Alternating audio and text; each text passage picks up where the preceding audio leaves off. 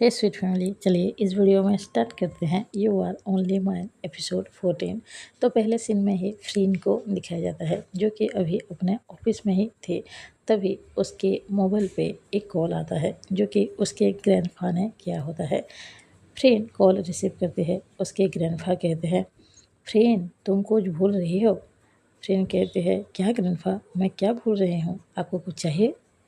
ग्रैंडफा कहते हैं, तुमने तो कहा था तुम अपने गर्लफ्रेंड को लाने वाले हो मुझसे मिलवाने के लिए। फ्रेंड जैसे ही ये सुनते हैं उसको लगता है, ओ गॉड, मैं ये कैसे भूल गई। फ्रेंड अपने ग्रैंडफा से कहती है, हाँ ग्रैंडफा, मैं लाने वाली थी बट कुछ काम की वजह से मैं यहाँ पर रुक गई हूँ, बट मैं बहुत जल्द ही आपको उससे मिलवा दूँगी। ग्रैंडफा कहते हैं, फ्रेंड अगर तुम्हारी कोई गर्लफ्रेंड नहीं है तो बहाना बनाने की कोई ज़रूरत नहीं है।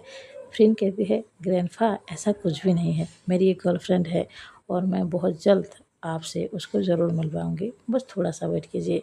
ग्रैंडफा कहते हैं, तुम जितनी जल्दी हो सके उतने जल्द उसे मुझे मिलवाओ, क्योंकि मुझे देखना है उसे आखिर वो कैसी है, ठीक है।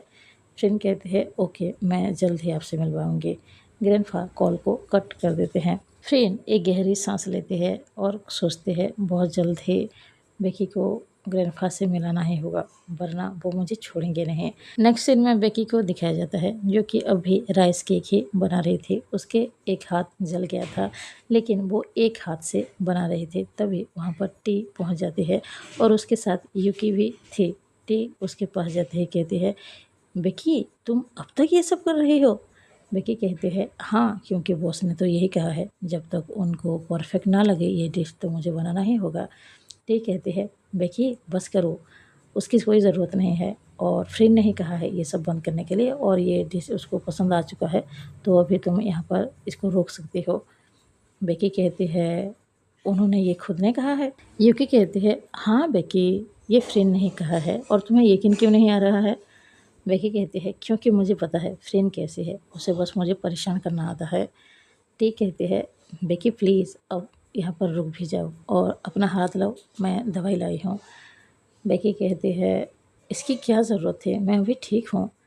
टी कहती है, नहीं तुम बिल्कुल भी ठीक नहीं हो, तुम्हारे हाथ में चोट लगी है, जल गया है, अगर इसमें दवाई नहीं लगाओगे तो और ज़्यादा बढ़ जाएगा, लाओ। बेकी अपना हाथ बढ़ाते हैं। टी उसमें दवाई लगा देती है और कहते हैं, वैसे तुम चाहो तो अभी घर जा सकते हो।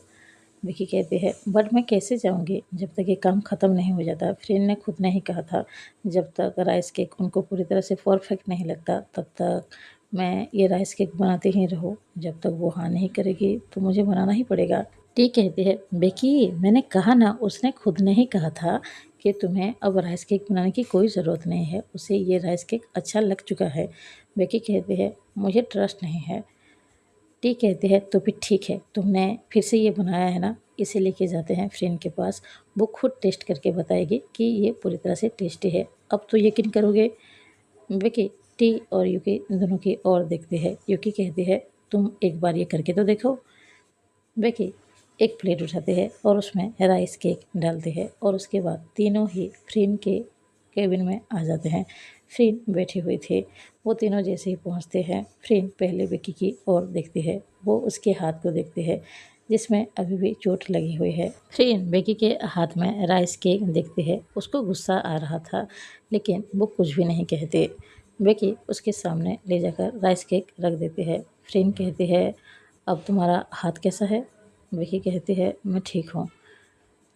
फिर उसके बाद उस राइस केक को टेस्ट करते हैं और कहते हैं, ये अच्छा है, बहुत ज़्यादा टेस्टी है, तो मैं और ज़्यादा बनाने की कोई ज़रूरत नहीं है। विकी फ्रेंड की ओर ही देख रही थी। फ्रेंड कहती है, व्हाट, मुझे इस तरह से क्यों घूर रही हो, मैंने कहा ना ये टेस्टी है, अब इसके बनाने की कोई ज़रूरत नहीं है, ठीक है। बेकी उस प्लेट को उठा लेती है। वो अब भी फ्रेंड को ही घूर रही थी। फ्रेंड एटीट्यूड के साथ बेकी की ओर ही देख रहे थे। टी और यूकी ये नज़ारा को देख रहे थे। उनको ऐसा लग रहा था, ये चूहे बिल्ली का खेल आखिर कब तक चलने वाला है। उसके बाद बेकी डोर को ओपन करके जाने ही वाली थी, तभी फ्रेंड कहती है, बेकी तुम अभी घर जा सकते हो, आज और कोई भी काम नहीं है। बेकी फ्रेंड की ओर देखते हैं और कहते हैं, पर अभी तक तो दिन भी ख़त्म नहीं हुआ है, तो आप मुझे जाने के लिए क्यों कह रहे हैं।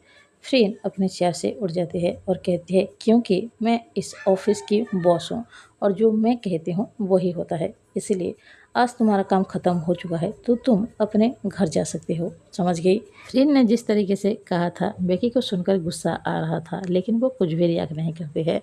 फ्रेन कहते हैं मुझे घूर क्या रही हो, प्लीज़ जाओ यहाँ से। उसके बाद बेकी और यूकी वहाँ से चले जाते हैं। टी फ्रेन के पास जाती है और कहती है फ्रेन तुम्हें पता है बेकी तुम्हारी तरह ही है, जैसे तुम जिद करती हो गुस्सा करती हो वो भी ऐसी ही है। जब मैंने उसको कहा तुमने राइस केक बनाने के लिए मना कर दिया है, उसने यकीन ही नहीं किया।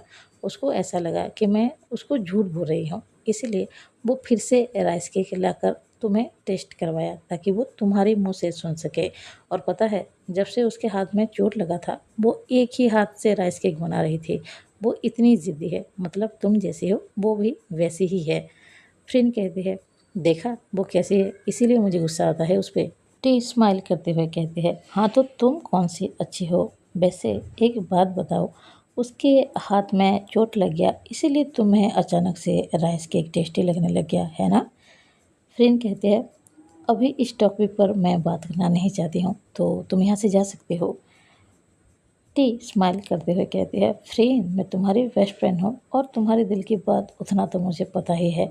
वो यही कहकर स्माइल करते हैं और उस केबिन से चली जाती है। नेक्स्ट सीन में बेकी यूकी और टी एक कॉफ़ी शॉप में बैठी हुई थी।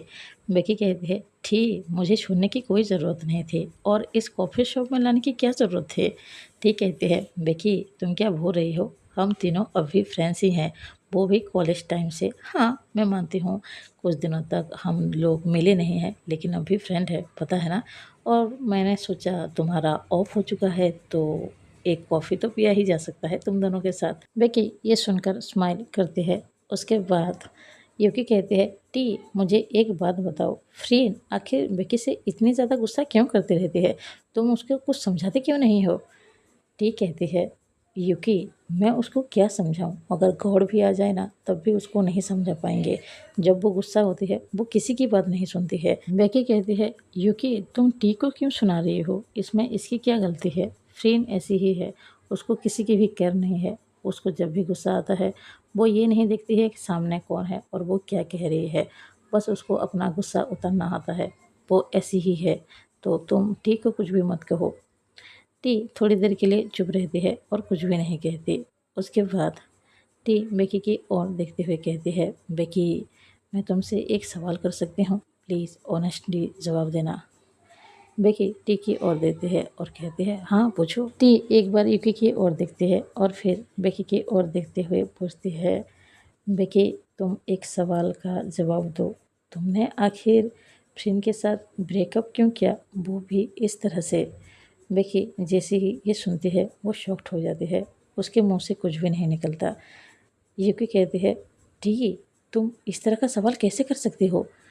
टी कहती है आई एम सॉरी बट फ्रेंड के साथ जो भी हुआ ना कहीं गलत था, ये बात तुम दोनों भी मानोगे। बेकी ने जिस तरह से उसके साथ ब्रेकअप किया वो ठीक तो नहीं था ना, तो बस मैं इसलिए पूछ रही हूँ क्या कोई रीज़न था या फिर बेकी सच में उसको ऐसे ही छोड़ दिया क्योंकि कोई और मिल गया था। बेकी कहती है टी किस तरह की बात कर रही हो, मुझे कोई और नहीं मिला था। टी कहती है तो फिर तुमने उसके साथ ब्रेकअप क्यों किया, आखिर ऐसा कौन सा रीज़न था, तुम उसको पता क्यों नहीं देती हो।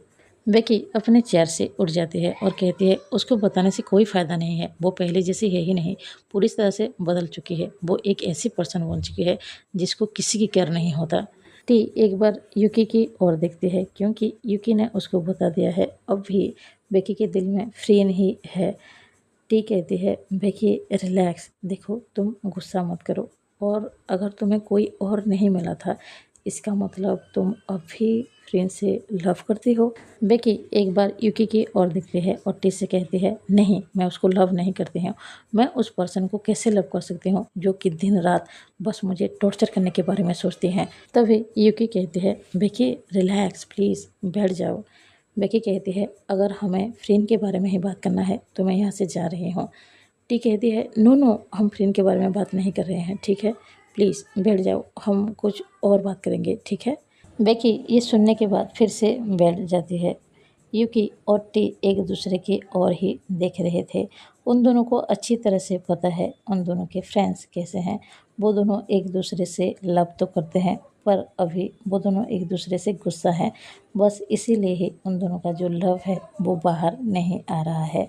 नेक्स्ट सीन में नाइट दिखाया जाता है। फ्रेंड अपने हाउस में ही थे, उसको नींद नहीं आ रहा था, इसीलिए वो स्विमिंग पूल के पास खड़ी हुई थी और आसमान की ओर देख रही थी। उसके दिमाग पर बस एक ही बात घूम रही थी, जो कि टी ने उसको कहा था। क्या सच में बेकी के पास क्या कुछ मजबूरी था, इसीलिए उसने फ्रेंड के साथ ब्रेकअप कर लिया, क्योंकि बेकी उसको बहुत ज़्यादा लव करती थी। तो आखिर ऐसा क्या हो गया जो अचानक से उसने फ्रेंड के साथ ब्रेकअप कर लिया, या फिर टी की बात जो है वो झूठ हो सकता है। बेकी को कोई और मिल गया था, इसीलिए ही उसने फ्रेंड को छोड़ दिया। फ्रेंड के दिमाग पर बस यही सारी चीज़ें ही घूम रही थी। फ्रेंड सोचती है क्या वो एक बार जानने की कोशिश करे, आखिर बेकी ने उसको इस तरह से छोड़ क्यों दिया, उसने इस तरह से ब्रेकअप किया क्या, क्या उसके पास कोई वजह थी, या फिर उसने बेवजह ही उसका दिल तोड़ा। फ्रेंड के दिमाग पर ये सारी बातें घूम रही थी और उसको नींद ही नहीं आ रहा था। दूसरी तरफ बेकी को दिखाया जाता है, उसको भी नींद नहीं आ रहा था। वो अपने बेड पर लेटी हुई थी, लेकिन उसके आंखों में आंसू थे, किसी और को ना सही, लेकिन उसको अच्छी तरह से पता है उसके दिल में अभी फ्रेंड ही है। वो फ्रेंड से लव करती है, लेकिन फ्रेंड अभी जिस तरह से उसके साथ बिहेव करती है, उसकी वजह से बेकी को और भी ज़्यादा तकलीफ होती है। बेकी ने जिस फ्रेंड से लव किया था और अब जिस फ्रेंड से वो मिलते हैं, वो दोनों जैसे सेम है ही नहीं। इस फ्रेंड को बस बेकी को हेट करना ही आता है। वो कभी बेकी को समझने की कोशिश ही नहीं किया और उसके साथ हमेशा टॉर्चर ही करती रहती है। बेकी के आंखों से आंसू आ रहे थे। बेकी अपने मॉम को याद कर रही थी। वो उस दिन को याद करती है जिस दिन उसका ब्रेकअप हुआ था। उस दिन बहुत ज़्यादा ज़ोरों की बारिश हो रही थी। बेकी की मॉम बेकी के पास आते हैं और कहते हैं बेकी मुझे कुछ बात करना है। बेकी कहती है हाँ मॉम कहिए क्या बात करना है। बेकी की मॉम कहती हैं मुझे अच्छी तरह से पता है तुम्हारा रिलेशन फ्रेंड के साथ क्या है। बेकी शॉक्ड हो जाती है और अपने मॉम की ओर देखती है।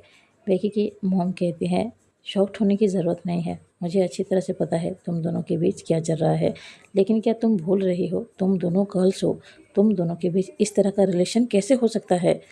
बेकी कहती है मॉम प्लीज़ मेरी बात सुनिए, ऐसा कुछ भी नहीं है। बेकी की मॉम कहती है तुम मुझसे झूठ क्यों बोल रही हो, आज तुम्हारी आंटी ने खुद अपने आंखों से देखा, तुम दोनों मॉल में घूम रहे थे एक दूसरे का हाथ पकड़कर, और मैंने आज खुद अपने कानों से सुना तुम जिस तरह से फ्रेंड के साथ बात कर रहे थे। एक लवर के साथ ही इस तरह से बात किया जा सकता है। तुम आखिर फ्रेंड के साथ रिलेशन में कैसे रह सकते हो, वो भी एक लड़की है, तुम क्या भूल गई हो। बेकी कहती है मॉम प्लीज़ पहले मेरी पूरी बात सुनिए। मैं मानती हूँ हम दोनों गर्ल हैं, लेकिन हम दोनों एक दूसरे को बहुत ज़्यादा लव करते हैं, हम एक दूसरे के बिना नहीं रह सकते हैं। बेकी की मॉम लाउडली कहती है बेकी तुम क्या पागल हो गई हो, किस तरह की बातें कह रही हो, तुम दोनों गर्ल्स हो और ये रिलेशन नहीं हो सकता है। तुम अभी के अभी फ्रेंड को कॉल करो और कहो तुम उससे ना मिलोगे ना बात करोगे। बेकी कहती है मॉम आप ऐसा मत कहिए, मैं उसके बिना नहीं रह पाऊँगी। बेकी की मॉम कहती है तुम उसके बिना नहीं रह पाओगे तो फिर ठीक है, तुम मेरे बिना बिल्कुल रह पाओगे है ना। बेकी के आंखों में आंसू था। बेकी कहती है आप ये क्या बोल रही हैं मॉम। उसकी मॉम कहती है हाँ तो मैं सही ही कह रही हूँ, अगर तुम्हें फ्रेंड के साथ रहना है तो मुझे पूरी तरह से भूलना होगा। तुम ऐसा मान लेना तुम्हारी मॉम इस दुनिया में है ही नहीं, और उसके बाद तुम आराम से फ्रेंड के साथ रह सकती हो। बेकी और भी ज़्यादा रोने लगती है और अपने मॉम को जाकर हक कर लेती है और कहती है मॉम प्लीज़ आप इस तरह की बात मत कहिए, मैं आपके बिना नहीं रह पाऊँगी। उसकी मॉम कहती है तो फिर ठीक है, तुम्हें फ्रेंड के बिना रहना होगा, अगर तुम्हें मेरे साथ रहना है, मुझे मॉम कहना है, तो तुम्हें फ्रेंड को छोड़ना ही होगा। बेकी बहुत ज़्यादा रो रही थी। बेकी कहती है मॉम प्लीज़ आप मेरे साथ ऐसा मत कीजिए, मैं उसके बिना नहीं रह पाऊँगी। बेकी की मॉम कहती है तो फिर ठीक है, तुम जाकर उसके साथ रहो और मुझे पूरी तरह से भूल जाना और अपने डैड को भी। बेकी कहती है mom please don't do this. Becky की मॉम कहती है तुम अभी उसको कॉल करो और कहो उसके साथ ना बात करोगे ना ही उससे मिलने के लिए जाओगे राइट नाउ। बेकी कहती है मॉम प्लीज़ आप ऐसा मत करिए, बेकी की मॉम कहती है, मैंने कहा ना उसको कॉल करो और अपने आंसू पोंछो और अच्छे से बात करना। बेकी अपनी मॉम को बहुत ज़्यादा समझाने की कोशिश करती है, लेकिन उसकी मॉम बिल्कुल भी नहीं समझती है। आखिरकार बेकी अपने फ़ोन उठाती है, अपने आंसू पोंछती है और फ्रेंड को कॉल करती है और फ्रेंड से कहती है ना आज के बाद वो उससे मिलेगी, ना ही उससे बात करेगी और उसकी शक्ल भी नहीं देखेगी, क्योंकि उसको कोई और मिल गया है। और वो यही कहकर फ़ोन को कट कर देती है और उसके बाद वो बहुत ज़्यादा रोने लगती है। बेकी ने आज फ्रेंड के लिए एक गिफ्ट लिया था, क्योंकि आज उनका फर्स्ट मीट का एनिवर्सरी था। बेकी उस गिफ्ट की ओर देखती है और भी ज़्यादा रोने लगती है। बेकी को अब अच्छी तरह से पता है, चाहे वो अब से कुछ भी कर ले, वो फ्रेंड के साथ बिल्कुल भी नहीं मिल पाएगी। कुछ देर बाद नाइट हो जाता है और फ्रेंड उसके हाउस के सामने आ जाती है और बार बार बेकी का नाम चिल्ला रही थी। बेकी उसको ऊपर से देख तो रही थी, लेकिन फ्रेंड के पास नहीं जा पा रही थी। वो बहुत ज़्यादा रो रही थी फ्रेंड की हालत देखकर, क्योंकि फ्रेंड बहुत ज़्यादा रो रही थी। वो बार बार बेकी का नाम चिल्ला रही थी। वो कह रही थी, बस एक बार आकर मुझसे मिल के जाओ, मुझे बता के जाओ, आखिर तुम मुझे छोड़ क्यों रही हो, मुझसे ब्रेकअप क्यों कर रही हो। बेकी सह नहीं पा रही थी, लेकिन वो मजबूर थी। वो फ्रेंड के पास नहीं जा सकती थी। फ्रेंड ना जाने कितने वक्त तक वहाँ पर खड़ी रही, चिल्लाती रही, बेकी को बुलाती रही, लेकिन बेकी की मजबूरी थी, इसीलिए वो उसके पास नहीं जा पाई। बेकी भी बहुत ज़्यादा रो रही थी। फ्रेंड की ये हाल देखकर फ्रेंड बारिश में भीगते हुए बस वहाँ पर खड़ी हुई थी, एक उम्मीद लेकर कि बेकी जाकर उससे मिलेगी। लेकिन बेकी उससे मिलने के लिए गई ही नहीं, क्योंकि उसकी मॉम उसको जाने ही नहीं दे रही थी और आखिरकार फ्रेंड वहाँ से चली गई। वो रात बेकी बिल्कुल भी नहीं सोई थी, बस रात भर रोई थी, क्योंकि उसको पता है फ्रेंड को भी बहुत ज़्यादा तकलीफ हुआ होगा। बेकी अपने बेड पर लेटी लेटी ये सारी चीज़ों को याद कर रही थी और बहुत ज़्यादा सैड हो रही थी। अगर वो चाहे भी तो ये सारी बातें वो फ्रेंड को बता नहीं सकती है। अगर वो फ्रेंड को बताने की कोशिश भी करेगी तो फ्रेंड अभी बिल्कुल भी उसके बात पर यकीन करेगी ही नहीं, क्योंकि फ्रेंड बस बेकी को गुस्सा करती है, उसको समझने की बिल्कुल भी कोशिश नहीं करती। बेकी को अब ऐसा लग रहा था कि उसका लव पूरी तरह से ख़त्म हो गया है। वो चाहे कुछ भी करेगी, उसकी लव उसके पास नहीं लौट सकता। फ्रेंड से जब उसका ब्रेकअप हुआ, ठीक 1 साल बाद बेकी के मॉम और डैड का एक्सीडेंट हो गया था, जिस एक्सीडेंट में बेकी की मॉम उन सबको छोड़कर चली गई थी। बेकी ने अपनी मॉम की वजह से फ्रेंड को छोड़ दिया था, लेकिन उसकी मॉम ही उसके पास नहीं है। उसकी किस्मत इतनी ज़्यादा ख़राब है कि चाहे वो कुछ भी कर ले, वो अब हैप्पी हो ही नहीं सकती है, क्योंकि इस दुनिया में जो 2 लोगों को वो लव करते थे, वो तो उनके पास है ही नहीं। सिर्फ़ एक ही पर्सन है जिनसे वो बहुत ज़्यादा लव करती है और किसी भी हाल में उनको बचाना चाहती है, और वो है उसके डैड। वो किसी भी हाल में अपने डैड को खोना नहीं चाहती है। बेकी अपने आँखों से आँसू पोंछती है और अपने मन में सोचती है, चाहे कुछ भी हो जाए, मैं अपने डैड को कुछ भी नहीं होने दूँगी। चाहे मेरे साथ फ्रेंड जो भी करना चाहे वो करे, मैं सह लूँगी, लेकिन मेरे डैड को मैं कुछ भी नहीं होने दूँगी। नेक्स्ट सीन में मॉर्निंग दिखाया जाता है। बेकी अपने डैड के लिए ब्रेकफास्ट बना चुके थे। वो भी रेडी हो चुके थे, क्योंकि उसको ऑफिस जाना था। वो दोनों ही ब्रेकफास्ट कर रहे थे, तभी उसके हाउस के डोरबेल पे नॉक होता है। बेकी जाकर डोर ओपन करती है तो सामने मारियो खड़ा था। बेकी मारियो से कहती है, तुम यहाँ पर क्या कर रहे हो। मारियो घुटनों पर बैठ जाता है और हाथ जोड़ते हुए कहता है, Becky I am really very sorry, I am really very sorry. मैंने उस दिन जो भी किया था तुम्हारे बर्थडे पार्टी के दिन, देखो पता नहीं मुझे क्या हो गया था, मैं पागल हो गया था, इसीलिए इस तरह की बातें तुम्हें बोल दिया। मेरा ऐसा कोई भी मतलब नहीं था, तुम मुझे बस एक बार माफ़ कर दो, मैं उस तरह से बिहेव अब कभी नहीं करूँगा। बेकी कहती है, मारियो क्या कर रहे हो, प्लीज़ खड़े हो जाओ, अगर यहाँ पर कोई आ जाएगा तो क्या सोचेगा। मारियो कहता है, पहले तुम मुझे माफ़ कर दो, उसके बाद ही मैं यहाँ से उठूँगा। देखो आज के बाद मैं तुम्हारे साथ इस तरह से बिहेव कभी भी नहीं करूँगा। जो मैंने किया उसकी मुझे पूरी तरह से पछतावा है। कभी भी ऐसा दोबारा नहीं होगा, please I am sorry Becky, I am sorry, मुझे माफ़ कर दो। बेकी कहती है, मारियो स्टॉप इट, प्लीज़ उठ जाओ, मेरे डैड अगर यहाँ पर आ जाएंगे तो वो क्या सोचेंगे। मारियो कहता है, प्लीज़ पहले तुम मुझे माफ़ कर दो, उसके बाद ही मैं यहाँ से उठूँगा, वरना यहाँ पर ऐसे ही बैठा रहूँगा। बेकी कहती है, ओके ओके उठ जाओ, मैंने तुम्हें माफ़ किया। मारियो उड़ जाता है और कहता है thank you so much Becky, and I promise आज के बाद कभी भी मैं तुम्हारे साथ इस तरह से बिहेव नहीं करूँगा। तो मैं कभी भी ज़ोर नहीं डालूँगा खुद से शादी करने के लिए। मैं ऑलवेज़ तुम्हारे साथ अच्छा ही बिहेव करूँगा। उस दिन पता नहीं मुझे क्या हो गया था जो मैंने तुम्हारे साथ इस तरह से बिहेव किया। आज के बाद तुम्हें मैं कभी भी फ़ोर्स नहीं करूँगा मुझसे शादी करने के लिए। हम पहले जैसे फ्रेंड्स बनकर रहेंगे, ओके? बेकी का मन तो नहीं था कुछ कहने के लिए, लेकिन फिर भी मारियो की हरकतें देखकर वो कहती है ठीक है, हम पहले की तरह फ्रेंड्स बनकर ही रहेंगे।